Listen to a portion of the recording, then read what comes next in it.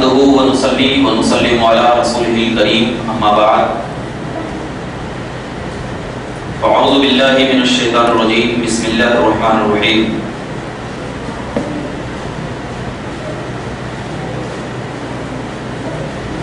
واتبعتم ذريتهم بإيمان لحقنا بهم ذريتهم صدق الله مولانا العظيم وبلغنا رسوله النبي الأمين المتين الكريم ونحن على ذلك لمن الشاهدين والشاكرين والحمد لله رب العالمين.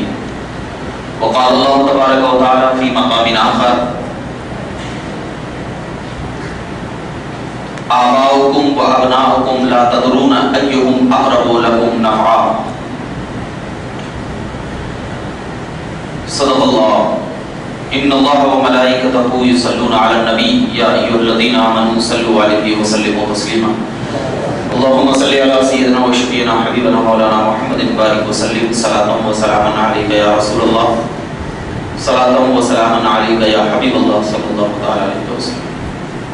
حضرات گرامی، یہ ماہ رجب المرجب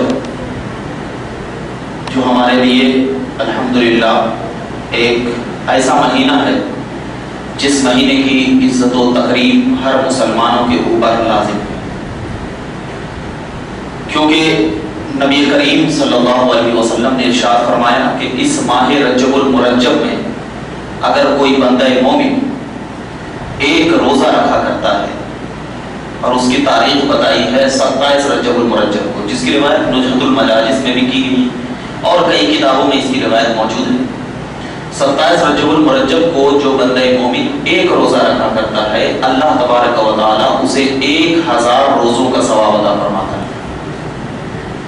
ایک دوسری چیز، اس ماہ رجب المرجب کی روایت جو حضرت علی رضی اللہ تعالی عنہ سے روایت ہے، فرماتے ہیں کہ کوئی بندہ مومن اگر اس مہینے میں ایک نیکی کیا کرتا ہے تو گویا کہ اللہ رب العزت سے اس نے جہنم سے جنت کا بدلہ حاصل کر لیا.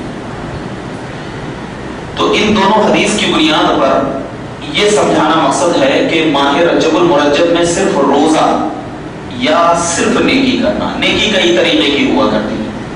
نیکی بڑوں کی تعظیم، یہ بھی نیکی ہے. چھوٹوں پہ رحم کرنا، یہ بھی نیکی ہے. کسی کو دین کی دعوت دینا، یہ بھی نیکی ہے. نماز روزہ پڑھنا، یہ بھی نیکی ہے. یعنی نیکی کا مطلب یہ ہوتا ہے کہ اللہ رب العزت کی رضا حاصل کرنے کے لیے جو کام بندہ مومن کرتا ہے اور اس کام میں اخلاص پیدا ہوتی ہے، اللہ رب العزت کی محبت پیدا ہوتی ہے، تو اللہ اس نیکی کو قبول کرتا ہے. اور اس میں 4 چاند اس وقت لگ جایا کرتے ہیں کہ جب وہ نیکی کسی خاص وقت میں کیا جائے تو اس نیکی کے خاص وقت میں کرنے سے پروردگار عالم اس میں اور قبولیت اور فضیلت کی دلیل عطا فرماتا ہے. قبولیت اور فضیلت کی دلیل عطا فرماتا ہے. تو مطلب یہ ہوا کہ کسی خاص وقت میں کسی خاص کام کو کرنا یہ نبی کریم صلی اللہ علیہ وسلم سے ثابت ہے، اور کسی خاص وقت میں مخصوص چیزوں کو کرنا یہ علماء کرام اور اولیاء اعظام سے بھی ثابت ہے. اسی بنیاد پر ہم ماہ رجب المرجب میں کئی خاص کام کیا کرتے ہیں. کوئی بندے مومن کو جو چیز ہے تو وہ کیا کرتا ہے، روزہ رکھا کرتا ہے اس مہینے میں. یا کوئی بندے مومن کیا ہے، ذکر و اذکار کیا کرتا ہے، قرآن کی تلاوت کیا کرتا ہے. ہر ایک چیز اس بندے مومن کے نام اعمال میں نیکی کا کام کرتی ہے. اب یہاں پر تمام لوگ بیٹھے ہیں الحمدللہ اسی نیت سے بیٹھے ہیں کہ دین کا کچھ علم سیکھنے کو ملے. یہ بھی خدا کی بارگاہ میں نہیں. کیوں؟ اس لیے کہ اصحاب صفہ جو آج بھی مدینے میں صفہ کے نام سے وہ چیز موجود ہے، اصحاب صفہ کیا کرتے تھے؟ صرف اور صرف ایک چبوترے پر بیٹھ کر اللہ کے نبی صلی اللہ علیہ وسلم کی حدیثیں پڑھا کرتے، دوسروں کو سنایا کرتے، قرآن کی تلاوت کیا کرتے. نہ انہیں کھانے کی فکر ہوتی، نہ اسے سونے کی فکر ہوتی، کسی چیز کی فکر نہ ہوتی. تو اللہ تبارک و تعالیٰ نے ان کو وہ مرتبہ عطا فرمایا تھا کہ نبی کریم صلی اللہ علیہ وسلم کبھی جاتے اور کچھ کھانا کھاتے تو صحابہ کرام بھی اس جھوٹے کھانے سے اللہ کے نبی صلی اللہ علیہ وسلم کی کھاتے. حالانکہ دیکھیے کتنا بڑا مرتبہ ہے. اگر کوئی اعلیٰ سے اعلیٰ مقام والا آپ کے گھر میں آ جائے، جس کی عزت اللہ رب العزت کے نزدیک بہت بڑی ہو، تو آپ یہ سوچتے ہوں گے کاش اس کا جھوٹا مجھے مل جائے، تاکہ اللہ رب العزت ان کے جھوٹے میں جو فرمایا سور المومنین شفا، کہ یعنی مومن کے جھوٹے میں شفا ہے، جو فرمایا حدیث پاک میں، تو مومن تو ساتھ ساتھ ہے لیکن اس ایمان کے ساتھ ساتھ اللہ کے نزدیک ان کی عزت ہے، ان کی عزت و تکریم ہے۔ تو ان صحابہ کرام کا کیا مرتبہ ہوگا جو نبی کریم صلی اللہ علیہ وسلم کا جھوٹا جو کھا لیا کرتا ہے۔ تو اللہ کے نبی صلی اللہ علیہ وسلم نے جب فرمایا، ایک صحابی، مسلم شریف کی حدیث پاک ہے، حالانکہ خون پینا حرام ہے، خون پینا کیا ہے اسلام میں حرام ہے، لیکن ایک صحابہ کرام کو جب اللہ کے نبی صلی اللہ علیہ وسلم کے جسم مبارک سے خون نکلا تو ایک صحابہ کرام کو کہا کہ اسے زمین میں دفن کر دو یا کچھ بھی کر دو، مگر اس صحابہ کرام نے اسے دفن نہیں کیا بلکہ وہ پی لیا اس خون کو، نبی کریم صلی اللہ علیہ وسلم کے خون کو پی لیا۔ تو حالانکہ اللہ کے نبی صلی اللہ علیہ وسلم یہ جانتے تھے کہ خون پینا حرام ہے، لیکن اللہ کے نبی صلی اللہ علیہ وسلم نے انہیں کوئی جزر و توبیخ نہیں کی کہ میرے صحابی تم نے خون کیوں پیا۔ جب صحابہ کرام کا چہرہ نبی کریم نے دیکھا تو اللہ کے نبی نے اس وقت کہا کہ اس کو اب جنت کی آگ حرام ہو گئی، کیوں؟ اس لیے کہ ان کے جسم میں نبی کریم کا خون چلا گیا ہے۔ اب ذرا دیکھیے کہ یہ جھوٹے کی بات کر رہا ہوں، یعنی کوئی بھی مخصوص چیزیں جب کسی مخصوص اوقات میں کی جاتی ہے تو اس کا ثواب دگنا ہو جایا کرتا ہے۔ اسی لیے ہم بزرگان دین کی یاد مناتے ہیں کیونکہ یہ ان کا ایک خاص وقت ہے۔ حالانکہ عام تو ہم سال بھر بھی منا سکتے ہیں، عام میں سال بھر بھی منا سکتے ہیں، ذکر و اذکار سال بھر بھی کر سکتے ہیں، لیکن آپ ذرا بتائیے کہ ایک مخصوص وقت میں کسی عبادت کرنے کا مزہ ہی کچھ الگ ہوتا ہے۔ نماز سال بھر بھی آپ پڑھ سکیں، لیکن ظہر کے وقت ایک خاص کیا گیا ہے ظہر کو، تو اسی وقت میں اس کو ادا کہا جائے گا۔ حج کے ایام کو خاص کیا گیا، اسی وقت اس کو ادا کیا جائے گا۔ زکات کے ایام کو خاص کیا گیا کہ بندے کے اوپر ایک سال مال پر گزرنا ضروری ہے، خاص کیا گیا۔ تو اب ذرا دیکھنا، نبی کریم صلی اللہ علیہ وسلم نے ہر عبادت میں کسی نہ کسی چیز کو خاص کر دیا کہ ان کے اوقات میں اگر اس چیز کو کیا جائے تو وہ عبادت زیادہ قابل مرتبہ ہوا کرتی ہے۔ الحمدللہ یہ ماہ رجب المرجب میں ہم خواجہ غریب نواز علیہ الرحمت والرضوان کی یاد بھی مناتے ہیں۔ کس طریقے سے یاد مناتے ہیں؟ ڈھول تاشا باجا سے نہیں، ذکر و اذکار سے، فاتحہ و دروس سے، ایصال ثواب سے۔ اور جب ہم یاد مناتے ہیں تو ہمیں یقین ہوا کرتا ہے کہ پروردگار عالم ان بزرگان دین کو یاد کرنے کی وجہ سے ہمارا دل بھی صاف کیا کرتا ہے، ہمارا دل بھی صاف کیا کرتا ہے۔ جیسے کہ کوئی ایک بد آدمی، برا آدمی اگر کسی صحبت میں، اچھے کی صحبت میں بیٹھ جایا کرتا ہے تو کچھ دن بیٹھنے سے وہ شخص اچھا ہو جایا کرتا ہے، اور یہ عام طور پہ جیسے کہ کفار مکہ کتنی بری صحبت میں تھے وہ لوگ، کفر و ضلالت میں تھے، لیکن نبی کریم صلی اللہ علیہ وسلم جب 40 سال ان کے درمیان گزارے تو جن لوگوں نے نبی کریم صلی اللہ علیہ وسلم کی صحبت کو اچھے سے پایا ان کے اندر ایمان کی روشنی پیدا ہو گئی، ایمان کی روشنی پیدا ہو گئی۔ تو اسی لیے جب خاص چیزوں میں ہم کسی خاص وقت میں کسی خاص لوگوں کا جب ہم ذکر کیا کرتے ہیں تو اللہ تبارک و تعالیٰ ان چیزوں کو ذکر کرنے کی وجہ سے ہمیں بھی ثواب عطا فرماتا ہے۔ آج بہت سارے مسائل ہمارے پاس پیچیدہ نظر آتے ہیں، کوئی اگر فاتحہ دلاتا ہے تو ان کے اوپر شرک و کفر کا فتویٰ لگ جاتا ہے، کوئی اگر ذکر و اذکار کرتا ہے تو ان کے اوپر بدعت کا فتویٰ لگ جایا کرتا ہے، کوئی اگر اپنی ماں باپ کو انتقال کے بعد ثواب پہنچانا چاہتا ہے تو ان کے اوپر بھی شرک و کفر کا فتویٰ لگ جاتا ہے۔ تو میں آج آپ کو اس لیے یہ چیزیں بتا رہا ہوں کیونکہ یہ ماہ رجب المرجب میں ہر ایک انسان نہیں، ضروری تو یہ ہے، مستحب تو یہ ہے، سنت تو یہ ہے کہ ہر ایک انسان بزرگان دین کی یاد منائے، چاہے وہ صحابی ہو، چاہے وہ تابعین ہو، چاہے وہ علماء مجتہدین ہو، چاہے وہ ائمہ مجتہدین ہو، چاہے وہ اولیاء کرام ہو، ہر ایک کی یاد منانا ہمارے لیے بالکل ادب و احترام کے ساتھ، بالکل سنت، بالکل آپ کے اوپر مستحسن، اور آپ اس کو یاد منانے کی بنیاد پر آپ اپنے دل کو صاف و شفاف کر سکتے ہیں اور اپنا دل بالکل پاک صاف کر سکتے ہیں۔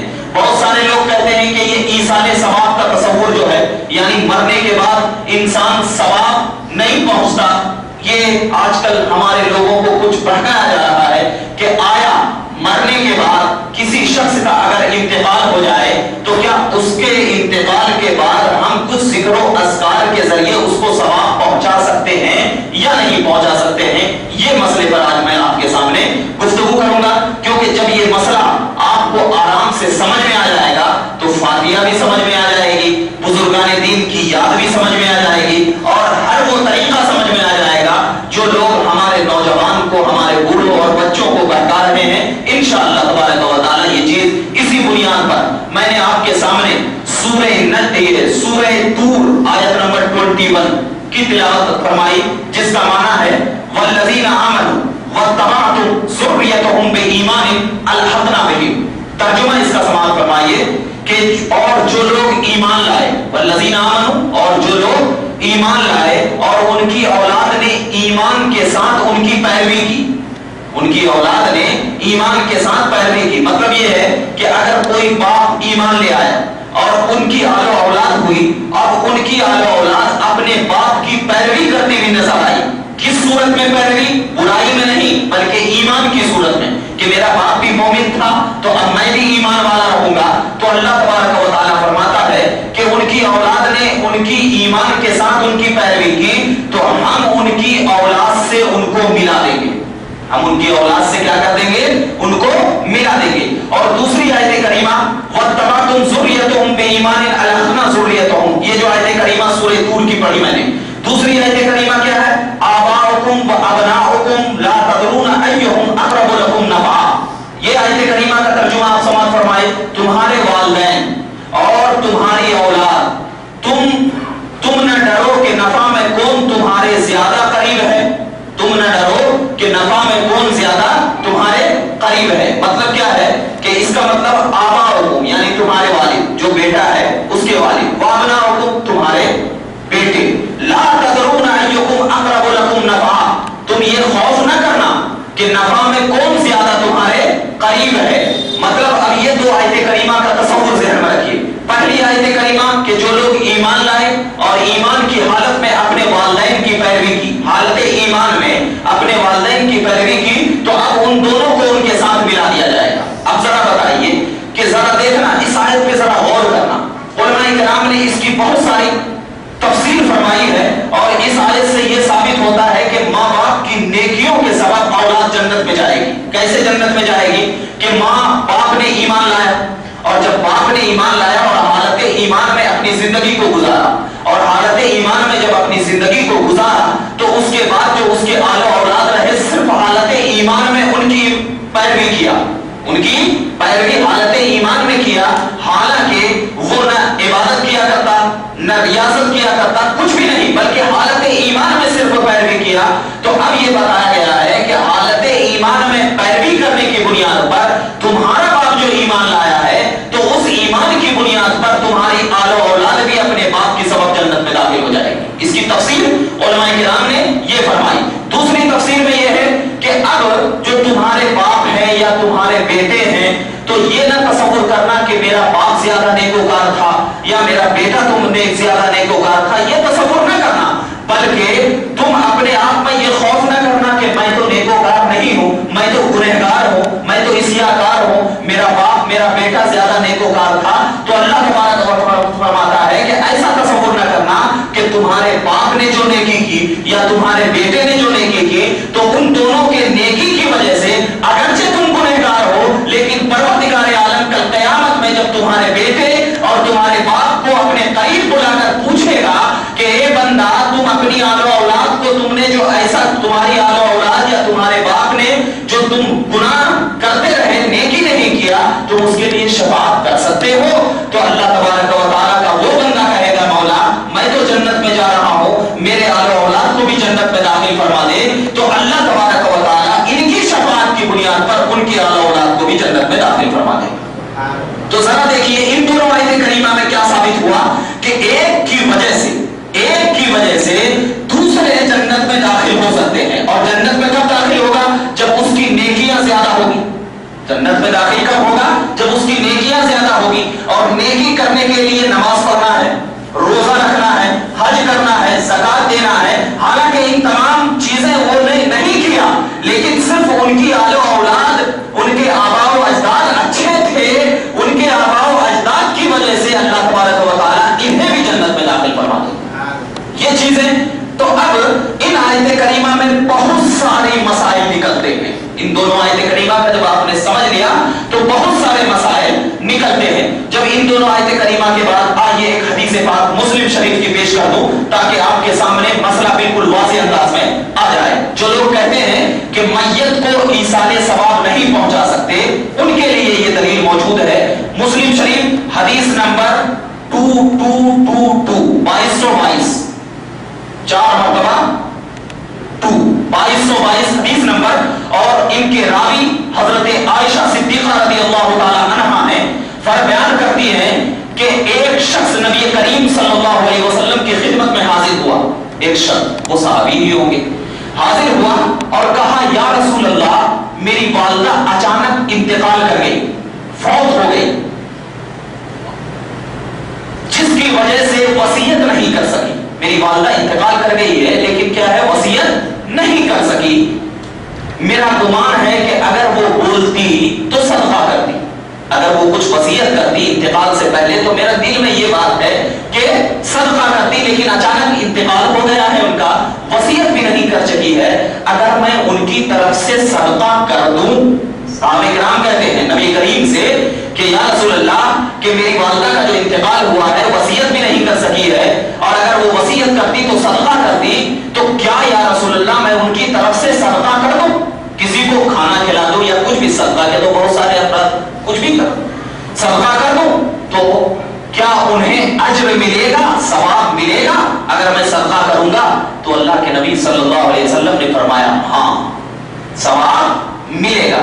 अब जरा देखिए इस हदीस से क्या साबित हो रहा है कि अगर किसी की वालिदा का इंतकाल हो जाए, किसी की वालिदा का अगर इंतकाल हो जाए, ये तो इसमें तो सिर्फ वालिदा का जिक्र है, अगर कोई बाद में सवाल लास्ट में जब पूरा बयान हो जाएगा उसके बाद सवाल, अगर कोई शख्स, यहां पर जो हदीस पाक में ये बयान किया जा रहा है कि इनकी वालिदा का इंतकाल हुआ, नबी करीम सल्लल्लाहु अलैहि वसल्लम की बारगाह में गए और बारगाह में जाकर के ये सवाल किया, या रसूल अल्लाह, वसीयत भी नहीं किया था, कुछ भी नहीं किया था, और मेरा ये गुमान था कि मेरी वालिदा सदका करने के लिए कहती, मेरे गुमान की बुनियाद पर, यकीन नहीं, गुमान कुछ भी हो सकता है, क्योंकि इन्ना बाज़ इस्मुन, पुराने पाक में ये है, इन्ना बाज़ इस्मुन, बाज़ गुमान जो हुआ करता है वो गुनाह भी हुआ करते, यानी गुमान पर आप यकीन नहीं कर सकते कि यही हो सकता है।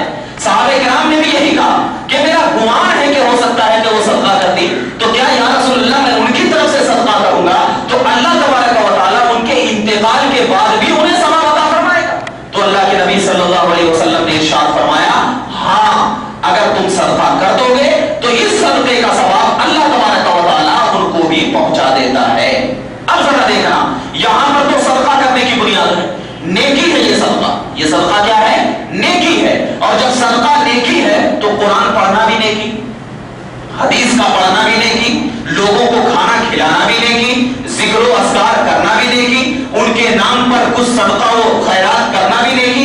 यानी नबी करीम सल्लल्लाहु अलैहि वसल्लम इस हदीस की बुनियाद पर यह बताना चाह रहे हैं कि अगर उसकी औलाद अपने माँ बाप के हक में कोई नेकी करे और उसका सवाब अपने आलो औलाद को पहुंचाए, अपने माँ बाप को पहुंचाए, तो अल्लाह तबारक व तआला उसके सवाब को उनकी वालिदा या वालिदैन को पहुंचाकर उनके नाम आमाल में अजर फरमाता। यह हदीस पाक से साबित हो गया। जब आपको हदीस पाक और आयत करीमा सहन में आ गई तो आपको बात वाज़ेह हो गई कि मैयत को यानी इंतकाल करने के बाद उनको भी सवाब पहुंचाया जा सकता है, ये ज़हन में आ गई। अब आइए मैं उन लोगों के एतराज को बता दूं जो लोग कहते हैं कि मैयत इंतकाल के बाद ईसाले सवाब नहीं करना है, और उनकी दलील क्या है? सूरे नज्म आयत नंबर 39, सूरे नज्म आयत नंबर 39 ज़हन में रखिएगा। उसमें अल्लाह तबारक व तआला इरशाद फरमाता है, इन्ना लैसा लिल इंसानी इल्ला मा सआ, इन्ना लैसा लिल इंसानी इल्ला मा सआ, इंसान को सिर्फ उसी की कोशिश का अजर मिलता है। ये आयत करीमा है कि इंसान को सिर्फ उन्हीं की कोशिश का अजर मिलता है, यानी एक इंसान के अमल का अजर दूसरे इंसान को नहीं मिलता। ये आयत करीमा हम तमाम के ऊपर ये दलील, गैर लोग दलील पेश करते हैं कि देखो यहां पर कुरान ने तो फरमाया कि इंसान जो नेकी करता है सिर्फ उसी को मिलता, दूसरे इंसान को नेकी नहीं मिल सकती है, लिहाजा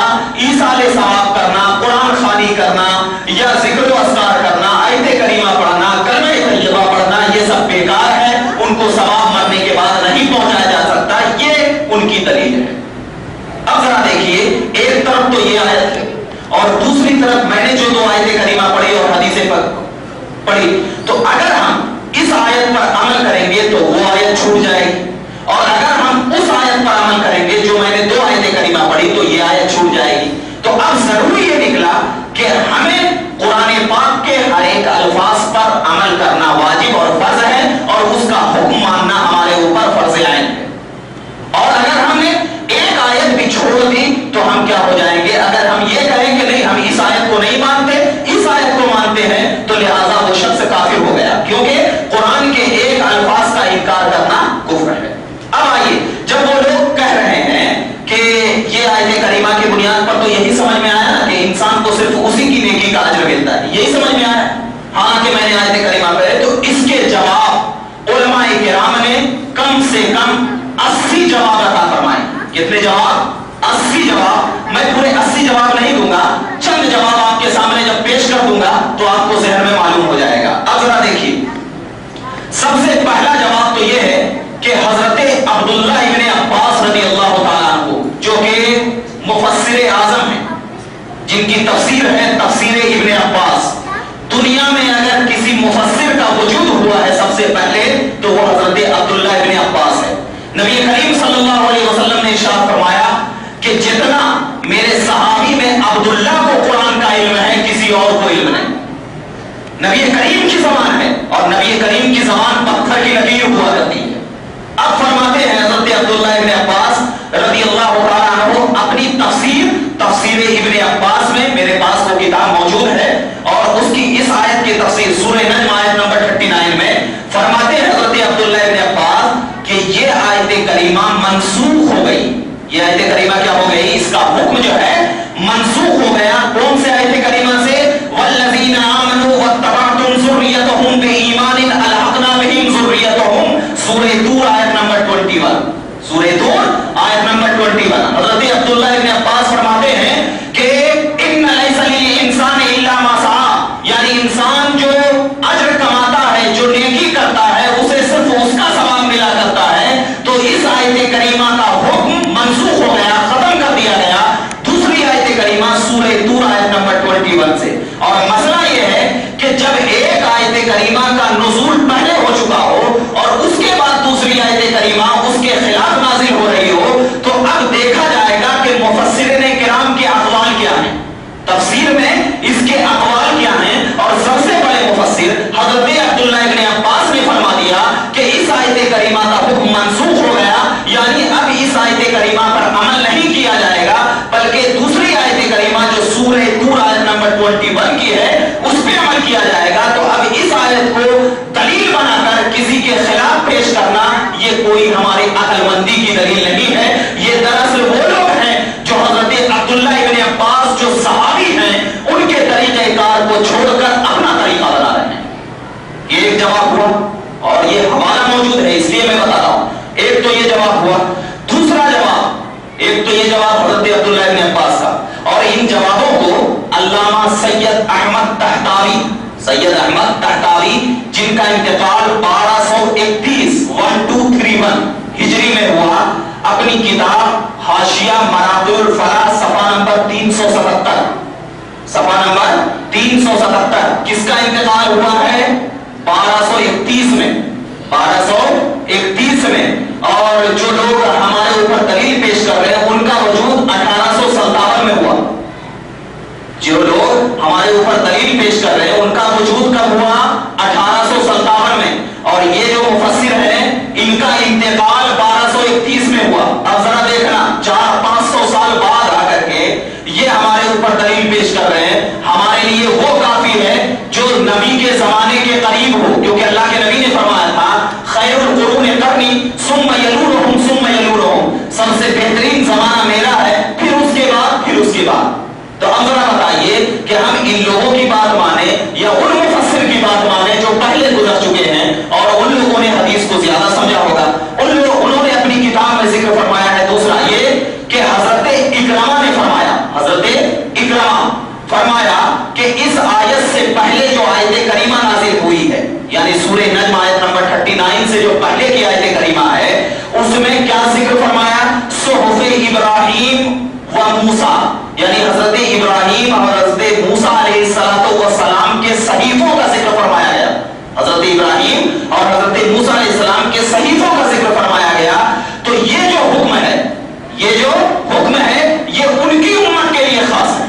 یہ جو حکم ہے کہ ان کی امت میں یہ جو تھا کہ جو انسان نیکی کیا کرتا تھا ان کو صرف اس کی نیکی کا ثواب ملتا، لیکن اللہ کے نبی صلی اللہ علیہ وسلم کے امت کی فضیلت یہ ہے کہ جو نیکی مسلمان کرتا ہے اس کا تو ثواب اللہ اسے دیتا ہے، لیکن اگر کوئی غیر بھی اگر اس کے لیے ذکر و اذکار کیا کرتا ہے تو اللہ تبارک و تعالی غیر کے ذکر و اذکار کرنے کی وجہ سے اس کو ثواب عطا فرماتا ہے.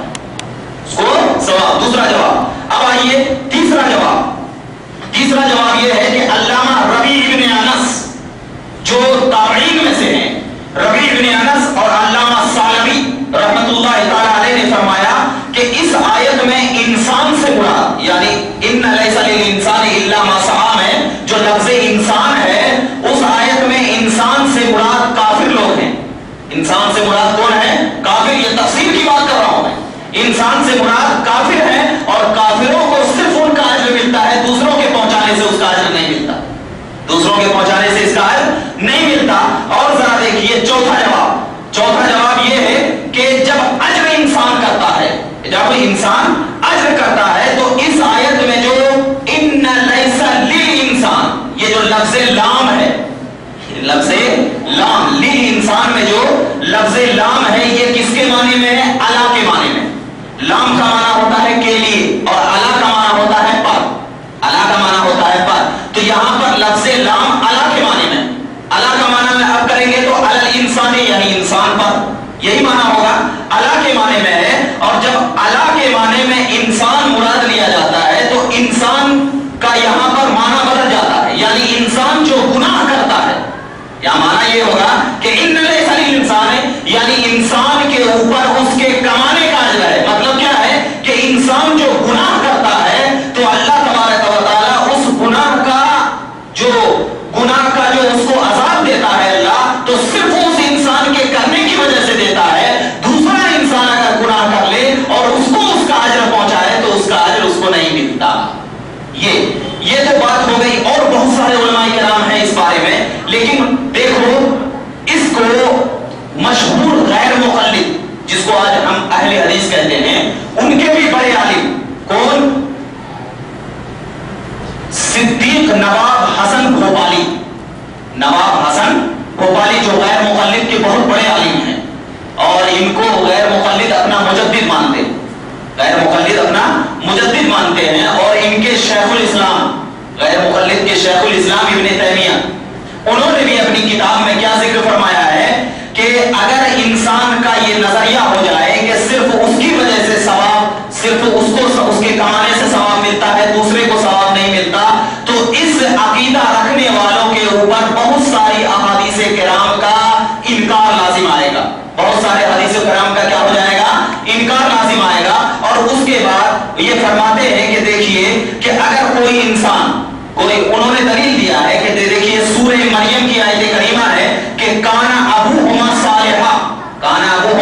صالحا کہ جب حضرت خضر علیہ السلام اور حضرت موسیٰ علیہ السلام جب نکلے تھے تو ایک دیوار جو کیا ہے یتیم بچوں کی تھی اور اس دیوار کے نیچے خزانہ رکھا ہوا تھا تو وہ گر رہی تھی تو حضرت خضر علیہ السلام نے اس کو کیا کر دیا؟ ٹکا دیا. اور اس کے بعد اللہ کے رسول حضرت خضر علیہ السلام نے فرمایا تھا کہ کانا ابوہما صالحا کہ ان دونوں یتیم بچے کے باپ کیا تھے؟ نیک تھے. تو ان کی وجہ سے اللہ تعالیٰ نے ان کے خزانے کو کیا کر دیا؟ محفوظ فرما دیا. تو اب ذرا دیکھنا غیر مقلد کے عالم نے بھی یہ بیان کر دیا ہے کہ کسی کے نیکی کی وجہ سے کیا ہوتا ہے؟ دوسروں کو ثواب ملا کرتا ہے. اور ایک چیز دیکھیے اللہ کے نبی صلی اللہ علیہ وسلم کے بارے میں جب اللہ تبارک و تعالیٰ نے ارشاد فرمایا کہ وما کان اللہ لیعذبهم وانت فیہم کہ اللہ تبارک و تعالیٰ کی یہ شان نہیں ہے کہ ایک مومنوں عام لوگوں کے تم پر عذاب کرے اس وجہ سے کہ اے رسول آپ اس کے درمیان موجود ہیں. آپ اس کے درمیان کیا ہیں؟ موجود ہیں، یہ آیت کریمہ ہے۔ اب ذرا دیکھنا کہ عذاب تو کر سکتا تھا اللہ، لیکن یہاں پر کس کی وجہ سے عذاب کو ٹال دیا؟ نبی کی وجہ سے۔ تو کسی دوسرے کی وجہ سے اللہ تبارک و تعالیٰ نے ان کو نیکی دیا نہیں دیا؟ عذاب کا ٹال دینا ہی نیکی ہے۔ دوسری کہ لولا رجال مؤمنین ونساء مؤمنات، اور فرمایا کہ لولا دفع اللہ الناس بعضهم بعضا ببعض لفسدت الارض۔ کیا ہے اس کا معنی؟ کہ اگر بعض لوگوں کی نیکیوں کے سبب اللہ تعالیٰ بعض بروں سے عذاب کو ہٹا دیتا ہے، بعض بروں سے عذاب کو ہٹا دیتا ہے، اور اگر یہ نفع غیر سے فائدہ نہیں ہے تو بعض کی نیکی کی وجہ سے بعض کے عذاب کو اللہ نے کیوں ہٹایا؟ کیوں ہٹایا؟ تو مطلب یہ ہے کہ ان تمام چیزوں سے یہ بات ثابت ہو گئی کہ کسی غیر کی وجہ سے، یعنی غیر کے نیکی کی وجہ سے دوسروں کو ثواب پہنچایا جاتا ہے۔ اور جو لوگ یہ آیت کریمہ پیش کرتے ہیں کہ ان لیس للانسان الا ما سعى، تو دراصل یہ آیت تو منسوخ ہے، اس کا حکم کسی غیر پر چلانا یہ درست نہیں۔ اور ابن تیمیہ کی بات لیجئے، علامہ عبدالحق محدث دہلوی علیہ رحمۃ و رضوان فرماتے ہیں بخاری شریف کی حدیث پاک میں، کیا آپ کو یہ حدیث بالکل مشہور معلوم ہوگی کہ حضرت عباس رضی اللہ تعالیٰ عنہ فرماتے ہیں کہ میں اور نبی کریم صلی اللہ علیہ وسلم دو قبروں کے پاس سے گزر رہے تھے۔ یہ حدیث موجود ہے، دو قبروں کے پاس سے گزرے تو اچانک اللہ کے نبی ایک قبر کے پاس ٹھہر گئے اور کہا کہ ان دو قبروں کے پاس اللہ عذاب عطا فرما رہا ہے، ان دونوں قبروں کے اندر اللہ کیا دے رہا ہے؟ عذاب عطا فرما رہا ہے۔ تو حضرت عباس فرماتے ہیں یا رسول اللہ اب کیا کریں؟ کہا کہ وہ فلاں درخت ہے، اس درخت کی ٹہنی توڑ کر لاؤ، ہری ٹہنی، جو ٹہنی ہوتی ہے ہری ٹہنی توڑ کر لاؤ۔ تو اللہ کے نبی صلی اللہ علیہ وسلم کی بارگاہ میں حضرت عباس وہ ہری ٹہنی لے کر آئے اور اس دو ہری ٹہنی کو توڑ کر کے اللہ کے نبی نے ایک ٹہنی ایک قبر کے اوپر ڈال دیا اور دوسری ٹہنی دوسرے قبر کے اوپر ڈال دیا۔ یہ بخاری اور مسلم دونوں میں یہ حدیث موجود ہے۔ اس کے بعد اللہ کے نبی صلی اللہ علیہ وسلم نے فرمایا کہ یہ جب تک ہری رہے گی، یہ جب تک ہری رہے گی اللہ کا ذکر کرتی رہے گی، اور اس کے ذکر کرنے کی وجہ سے اللہ تبارک و تعالیٰ ان دونوں کے قبروں سے عذاب کو دور فرماتا جائے گا، دور فرماتا جائے گا۔ اب ذرا دیکھیے کہ جب ایک ٹہنی ذکر کر رہی ہو تو اللہ ان کی وجہ سے ان قبر والوں کو عذاب دور کر رہا ہے، تو کوئی اگر قرآن پڑھ رہا ہو، کوئی اگر حدیث پڑھ رہا ہو، کوئی اگر ذکر و اذکار کر رہا ہو، تصویر بیان کر رہا ہو، تو کیا اس کی وجہ سے اللہ اس کو عذاب سے دور نہیں فرما سکتا؟ تو اس سے تو یہ بات ثابت ہو گئی کہ کسی کی وجہ سے کسی کے عذاب میں دوری ہو سکتی ہے۔ اب ذرا بتائیے کہ جب کسی کی وجہ سے کسی میں دوری ہو سکتی ہے تو حضرت ابو ہریرہ نبی کریم صلی اللہ علیہ وسلم کی بارگاہ میں گئے، ترمذی شریف کی حدیث پاک میں، اور ان تمام روایت کو کوئی عام عالم نے نہیں لکھا، حضرت عبدالحق محدث دہلوی نے اپنی کتاب مدارج النبوہ میں بیان فرمایا۔ عام عالم جن کو حدیث اس ہندوستان میں لانے کا ایک بہت بڑا ملکہ ہے، محدث اعظم جن کو کہا جاتا ہے، اللہ اکبر، فرماتے ہیں ترمذی شریف کی حدیث پاک میں کہ حضرت ابو ہریرہ نبی کریم صلی اللہ علیہ وسلم کی بارگاہ میں گئے، کہا یا رسول اللہ میرے زمانے میں بہت سارے ایسے لوگ ہیں جو گنہگار ہیں، ہم ان کے لیے نیکی کرنا چاہتے ہیں، کیا کریں؟ ان کے لیے نیکی کرنا چاہتے ہیں، کیا کریں؟ تو نبی کریم صلی اللہ علیہ وسلم نے فرمایا اے ابو ہریرہ تم 2 رکعت نماز پڑھ لو اور اس کا ثواب فلاں کو پہنچا دو، اللہ اس کا ثواب فلاں کو پہنچا دیتا ہے، فلاں کو پہنچا دیتا ہے۔ تو مطلب یہ ہے دیکھنا کہ نماز کی وجہ سے بھی اور کیا ہے اس کا ثواب پہنچایا جاتا ہے، اور تمام بالاتفاق مسئلہ ہے۔ مسئلہ کیا ہے بالاتفاق؟ کہ اگر کسی کے والد کا انتقال ہو جائے اور اس کے اوپر حج فرض تھا اور اس نے اپنی زندگی میں حج نہیں کیا، لیکن جب اس کا انتقال ہوا تو اس کے بیٹے کو شعور ہوا کہ میں اپنے والد کی طرف سے یہ فرض ادا کروں حج کا، تو حدیث پاک میں بیان کیا گیا ہے کہ اگر اس کا بیٹا اپنے والد کی طرف سے جو حج کے فرض تھا اگر ادا کر دیا تو اللہ تبارک و تعالیٰ اس کے والد کے ذمے سے فرض کی ادائیگی کو قبول فرما لیتا ہے، اور اس کے ذمے سے حج کی فرضیت جو جس کی وجہ سے اسے گناہ ہو رہا تھا اس گناہ سے اسے دور فرما دیا کرتا ہے، اس گناہ سے دور فرما دیا کرتا ہے۔ اب ذرا دیکھنا کہ جب دور فرما دیا کرتا ہے تو حدیث پاک تو بہت سارے ہیں، حدیث پاک تو بہت سارے ہیں، اور لیجیے ترمذی شریف کی حدیث ہے، حضرت سعد رضی اللہ تعالیٰ عنہ ہے، نبی کریم صلی اللہ علیہ وسلم کی بارگاہ میں گئے، کہا یا رسول اللہ میری والدہ کا انتقال ہو چکا ہے، میں چاہتا ہوں کہ اپنی والدہ کے لیے کچھ نیکی کا کام کروں، کچھ ان کے نام اعمال میں نیکی پہنچاؤں، تو کیا کروں؟ تو نبی کریم صلی اللہ علیہ وسلم نے فرمایا اے سعد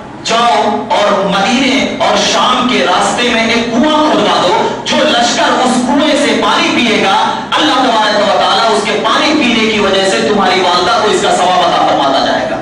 और हदीस पाक में यह है कि हाज़िहिल बीर लि उम्मे साद, यानी ये कुआं उम्मे साद के लिए खास है। और नबी करीम ने फरमाया कि अगर ये कुएं से कयामत तक बंदे मोमिन पानी पीता रहा तो ऐसा इस कुएं की बरकत ये है कि जो तुम्हें तो सवाब मिलेगा ही मिलेगा क्योंकि तूने इस कुएं को खुदवाया है, लेकिन इस कुएं की वजह से तुम्हारी मां को भी कयामत तक सवाब मिलता चला जाएगा। देखना तो बात वाज़ेह हो गई कि ईसाले सवाब चाहे वो जिंदा हो चाहे वो मुर्दा हो, दोनों को पहुंचाया जा सकता है। और ये लोग जो कहते हैं एक ही आयत को लेकर कि इल्ला लिल इंसान इल्ला मा सा, इंसान जो कमाता है वो तो मिलती है, वो तो मिलती है, वो तो एकदम हक है कि जो इंसान नेकी किया मिलेगा।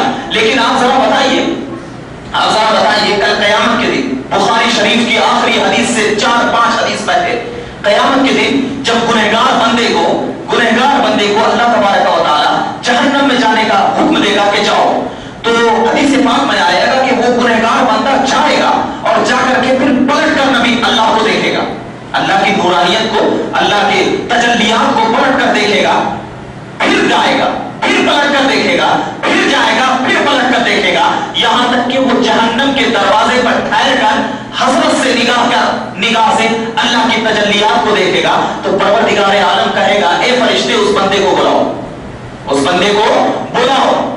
उस बंदे को नबी अल्लाह की बारगाह में हाजिर किया जाएगा।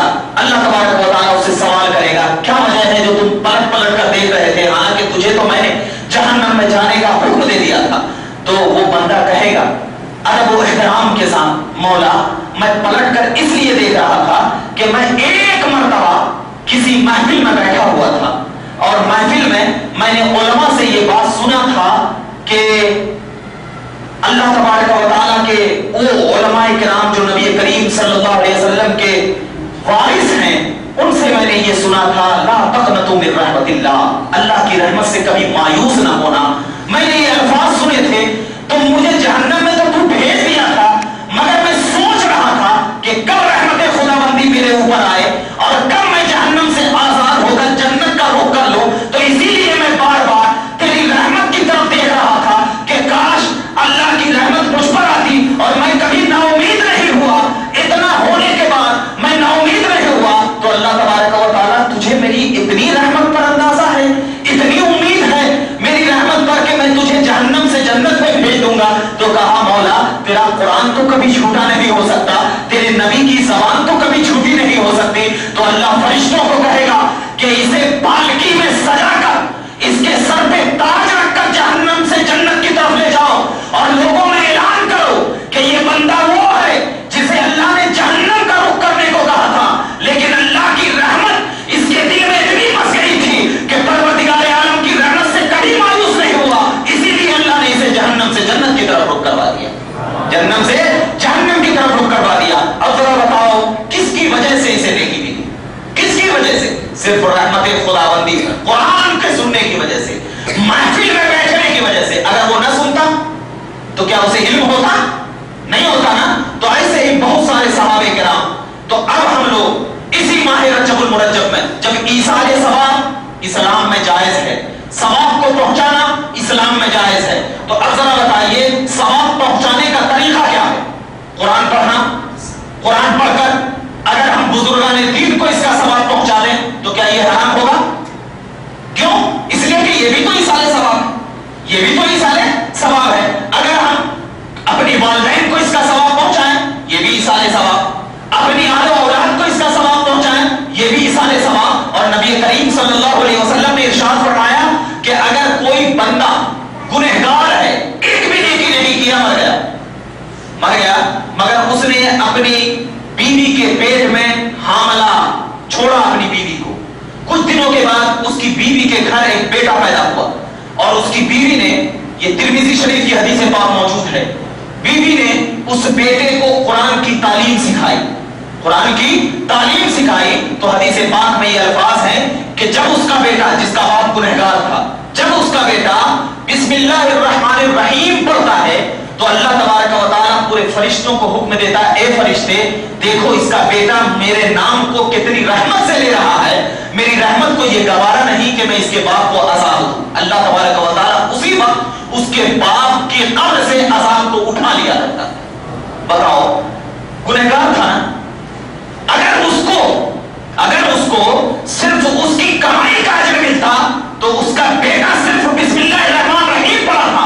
और हदीस के अल्फाज में कि उसके नामे अमाल में जो गुनाह था अल्लाह उसके गुनाह को उठा लेता है और उठाने के बाद उसके नामे अमाल में अजर नेकी अता फरमा देता है। ये भी तो इसाले सवाब है।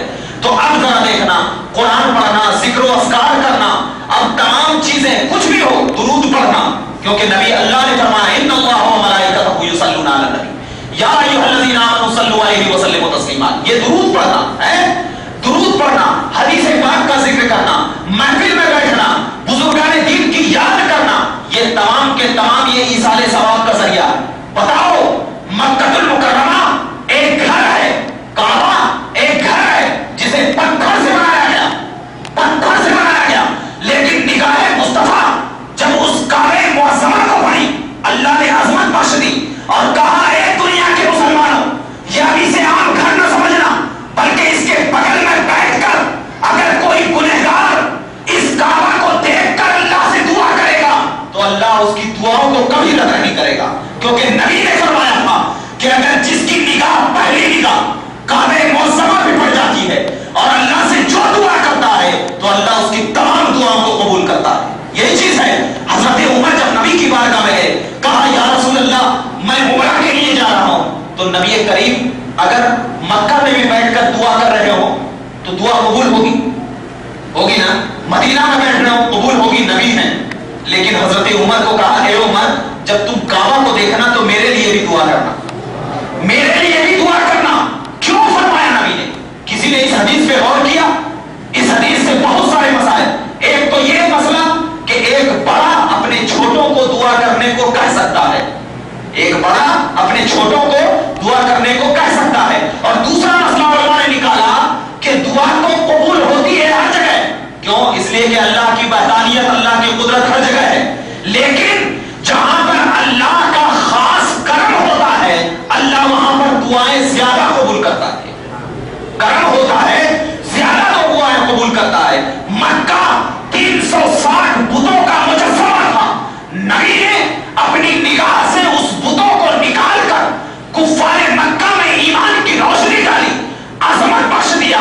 तो जहां पर निगाहें मुस्तफा पड़ रही हो वो जब काबिल एहतराम हो सकता है तो अल्लाह के वली सिर्फ निगाहें मुस्तफा का नाम नहीं है, बल्कि अल्लाह की वली खूने मुस्तफा का नाम है। तो जहां पर अल्लाह के वली अगर बैठे हैं तो वो जगह भी अजमत वाली, आराम फरमा है वो जगह भी अजमत वाली। अगर वहां पर अल्लाह के वली की बारगाह में अगर कोई इंसान दुआ करता है तो अल्लाह उस जगह के एहतराम की वजह से हमारी दुआओं को कबूल करता है। इसीलिए आज हम तमाम इंसान, जब आपको ये बात मालूम हो गई कि ईसाले सवाब ये इस्लाम में बिल्कुल जायज है, जो लोग कहते हैं वो तो बिल्कुल, मैं तो कहता हूं कि उन्हें चाहिए कि वो कुरान पढ़े, उन्हें चाहिए कि हदीस को पढ़कर समझे। क्यों? इसलिए कि बहुत सारी ऐसी हदीसें हैं, वक्त इजाजत नहीं देता, बहुत सारी ऐसी हदीसें हैं जिसका हुक्म अलग है। जैसे कि मैं एक हदीस पेश करता चलूं। एक हदीस क्या है? नबी करीम की बारगाह में, तिरमिज़ी शरीफ किताबुस सलात की हदीस पाक है। एक शख्स नबी करीम की बारगाह में गए, जाने के बाद कहा, या रसूल अल्लाह मुझे पेट की बीमारी है, यानी पेट खराब हो जाता है और मेरे इससे क्या है, हवा खारिज होती रहती है, मैं नमाज नहीं पढ़ सकता हूं, हवा खारिज है, एक एक सेकंड में हवा खारिज होती है, मैं कैसा करूं? तो अल्लाह के नबी सल्लल्लाहु अलैहि वसल्लम ने फरमाया कि अगर हवा जोर से आवाज के साथ खारिज हो तो तुम्हारा वजू टूट जाता है। हवा अगर किसके साथ खारिज हो? आवाज के साथ। अगर तुमने हवा के खारिज होने की आवाज सुनी तो तुम्हारा वजू टूट जाता है। लेकिन अगर हवा के साथ, जोर से आवाज के साथ अगर खारिज ना हो तो तुम नमाज पढ़ सकते हो। ये हदीस पाक है। अब एक शख्स बहुत सालों से नमाज पढ़ रहा था, ये हदीस को पढ़कर, एक ही हदीस पढ़ा था, अपने आप को अहले हदीस कह रहा था, एक ही हदीस पढ़ा था। अब आने के बाद कहे, एक शख्स ने नमाज पढ़ रहा था, इतने में ندیم صاحب آئے, پوچھا بھائی تم سے تو ہوا خارج ہو گئی ہے, نماز پڑھ رہے ہو, تمہاری نماز بھی. تو وہ شخص کہا نہیں, حدیث ہے کہ اگر زور سے آواز کے ساتھ ہے تو نماز ٹوٹ جاتی اور ہلکے کے ساتھ ہے تو نماز نہیں ٹوٹتی. تو ندیم صاحب غصے میں آ گئے, کب سے پڑھ رہا تھا؟ کہا میں تو اپنی زندگی سے ایسے ہی پڑھ رہا ہوں. کہا نہیں, یہ حدیث جو ہے, ندیم صاحب کچھ عالم تھے, بول رہے یہ حدیث صرف ان لوگوں کے لیے خاص تھی. کیوں؟ اس لیے کہ اس کے علاوہ دوسری حدیث موجود ہے کہ اگر صرف ہوا خارج ہو جائے کسی بھی بنیاد پر تو تمہاری نماز, تمہارا وضو ٹوٹ جاتا. جب وضو نہیں تو نماز نہیں. تو اب ذرا دیکھنا کہ کوئی حدیث ہوتی ہے جو کسی کے لیے خاص ہوتی ہے. اب یہ لوگ کیا ہے, اس حدیث کے سیاق و سباق کو نہیں سمجھتے اور لوگوں پر اس پر مسئلہ ڈال دیتے ہیں. تو لہٰذا کوشش یہ کرنا کہ جب قرآن پڑھا جائے, حدیث پڑھا جائے تو علماء کی نظر اور علماء کی نگاہ سے پڑھا جائے. حدیث, تفسیر, کوئی بھی چیز ہو اس کو پڑھا جائے علماء کی نگاہ. تو یہ میں نے ایصال ثواب اس لیے بتایا کہ اس ماہ رجب المرجب میں الحمدللہ بہت سارے لوگ ہیں جو نیاز دلاتے ہیں, فاتحہ دلاتے ہیں, اور یہ کنڈے کے بھی فاتحہ دلاتے ہیں, ماہ رجب المرجب کی بھی فاتحہ دلاتے ہیں. سال بھر کبھی بھی کنڈا کر سکتے ہیں, کوئی ضروری نہیں ہے کہ رجب ہی میں کریں, نہیں, کیونکہ یہ ایصال ثواب ہے, فاتحہ ہے, ذکر و اذکار ہے. اور کنڈے کی فاتحہ دلانے کا مقصد یہ ہوتا ہے کہ ہم گنہگار ہیں, ہم تو کوئی عبادت نہیں ہے ہماری, ہم اس بزرگان دین کو یاد کریں گے, تو ہو سکتا ہے اللہ ان کے صدقے تو میں ہماری عبادت کو قبول کرے, لیں. آج نیٹ پہ جب نیٹ کھولتے ہیں تو سب سے پہلے کیا لفظ کہتے ہیں کہ کنڈا شرک اور بدعت ہے. مجھ کو یہ نہیں معلوم, اس کو یہ نہیں معلوم کہ شرک کی قسمیں کتنی ہیں. شرک فی الذات ہے, شرک فی الافعال ہے, شرک فی الالوہیت ہے, شرک فی الصفات ہے, وحدت فی الوجود ہے. اس کو یہ نہیں معلوم, بس پڑھا دیے, رٹو طوطا بنا دیے شرک, بس ختم شرک. اس کو یہ نہیں معلوم کہ شرک کتنی طرح کا ہوتا ہے, کیسا شرک ہے. یہ کنڈے کی جو حقیقت ہے میں آپ کو بتاؤں, اس کا میرا پرسنل بیان یوٹیوب پہ بھی ہے, آپ سن سکتے ہیں الحمدللہ. لیکن آج کو میں بتا رہا ہوں, کنڈا یہ دراصل کنڈا, لفظ کنڈا یہ فارسی لفظ ہے جس کا معنی ہوتا ہے مٹی کا برتن. اس کا معنی کیا ہوتا ہے؟ مٹی کا برتن. مٹی کے برتن میں کھانا سنت ہے یا بدعت ہے؟ سنت ہے بھائی, کیونکہ نبی کریم نے فرمایا. اور پہلے کے زمانے میں کون سا اسٹیل تھا؟ ارے یہ لوگ تو کھا رہے ہیں وہ بدعت ہے. پہلے کے زمانے میں تو مٹی کا ہی تو برتن تھا نا. اچھا مٹی کا برتن تھا تو مٹی کے برتن میں اگر کھیر رکھ دیا جائے تو بدعت ہو جائے گا, ہوگا بدعت؟ نہیں رکھے گا. بریانی رکھ دی جائے تو بدعت ہو جائے گی. یہ کیا بات ہے؟ جب عام طور پہ اگر بریانی کھایا جائے تو وہ بالکل مزے سے کھاتے ہیں, اور جب اس کے اوپر قرآن پڑھا جائے, ذکر و اذکار کیا جائے, ذرا بتاؤ فاتحے میں کیا پڑھتے ہیں؟ کوئی بھجن پڑھتا ہے یا قرآن پڑھتا ہے؟ فاتحے میں کیا پڑھا جاتا ہے؟ سورہ فاتحہ, سورۃ الفاتحہ مکیۃ و مدنیۃ, یہی تو پڑھا جاتا ہے. الحمدللہ رب العالمین الرحمن الرحیم. کوئی ایک بندہ محنت سے گیا, کمایا, پورا گرمیوں کے موسم میں پسینہ بہایا, اس نے 300 روپیہ روز کی کمائی, 100 روپے کے اس نے شکر خریدا, 100 روپے کے چاول خریدا, اس کو آ کر کے گھر میں پکایا. پکانے کے بعد وہ چیز جائز ہے یا حرام؟ جائز ہے, کیونکہ شکر بھی جائز پیسے کی سب جائز. اب ذرا بتاؤ, جائز چیز کو رکھ دیا اور رکھ کر کے اس کے اوپر قرآن کی تلاوت کر دی, اب ان کے نزدیک وہ حرام ہو گئے. تو دراصل ان کو فاتحے سے گڑبڑی نہیں ہے, بلکہ ان کو قرآن پڑھنے سے گڑبڑی. اب جب یہ جواب دینے لگے تو کہتے ہیں کہ نہیں, سامنے رکھ کر کے نہیں پڑھنا. حالانکہ مسلم شریف کی حدیث پاک میں حضرت جابر رضی اللہ تعالیٰ عنہ, کتاب العتیمہ کی روایت, حضرت جابر رضی اللہ تعالیٰ عنہ نبی کریم کی بارگاہ میں گئے, کہا یا رسول اللہ, میں 3 دن سے دیکھ رہا ہوں کہ آپ کے پیٹوں پہ پتھر بنے ہوئے ہیں, میں آپ کو دعوت کرنا چاہتا ہوں. کہا اے جابر, کیا میرے ساتھ اور کوئی جا سکتے ہیں؟ کہا یا رسول اللہ, میرے پاس ایک چھوٹا بکری کا بچہ ہے, آپ کے ساتھ 2-3 لے لیجیے.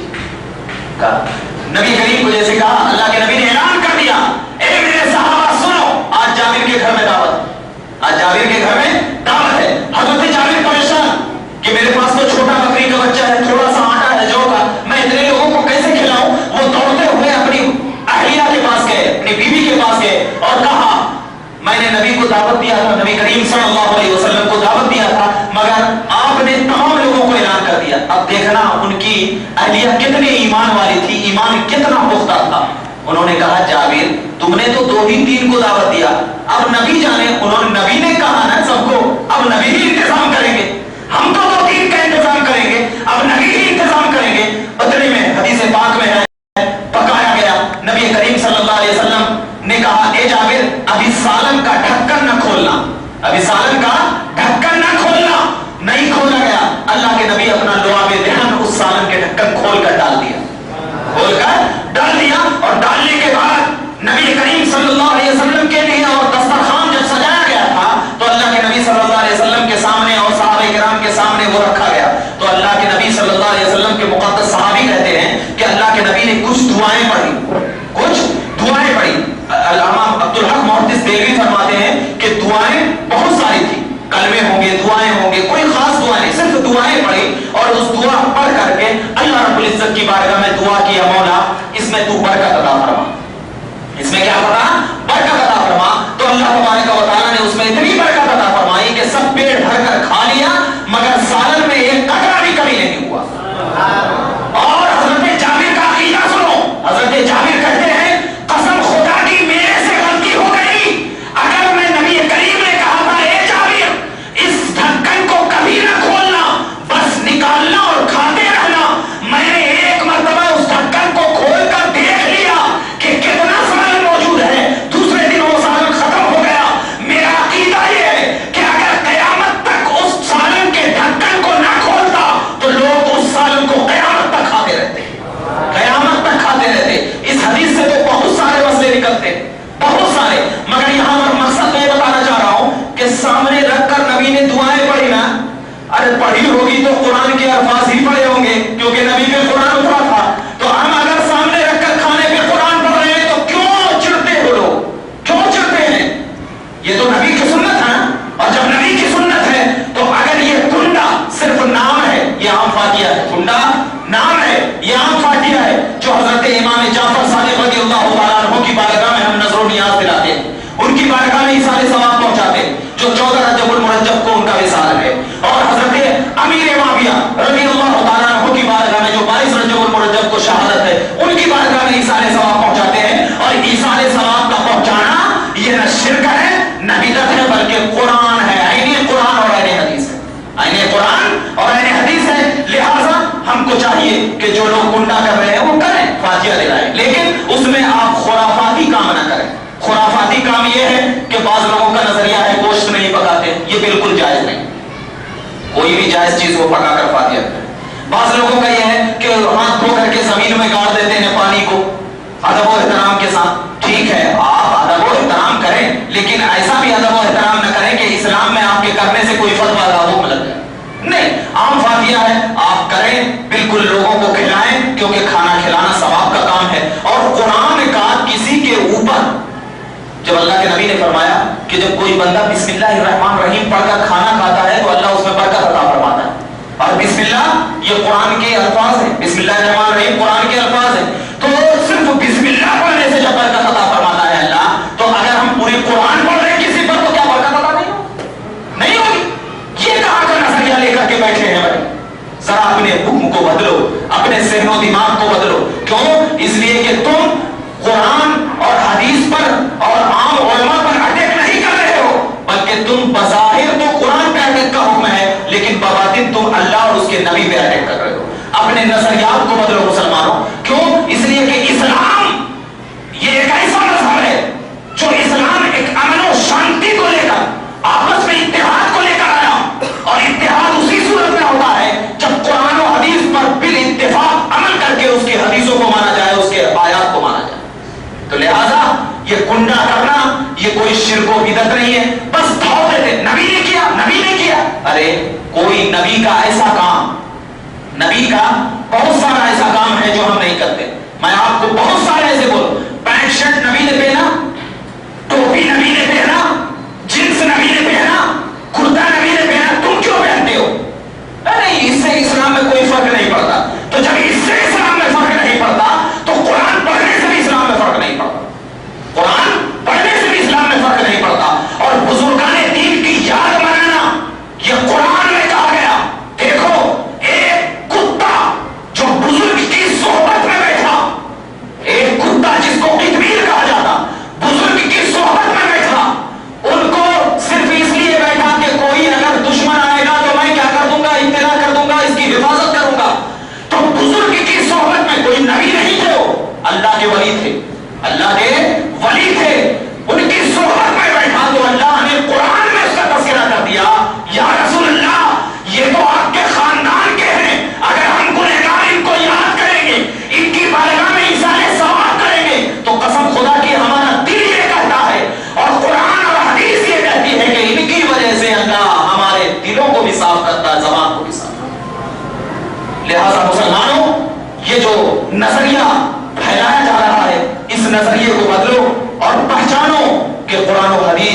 نے ہمیں کیا حکم دیا ہے.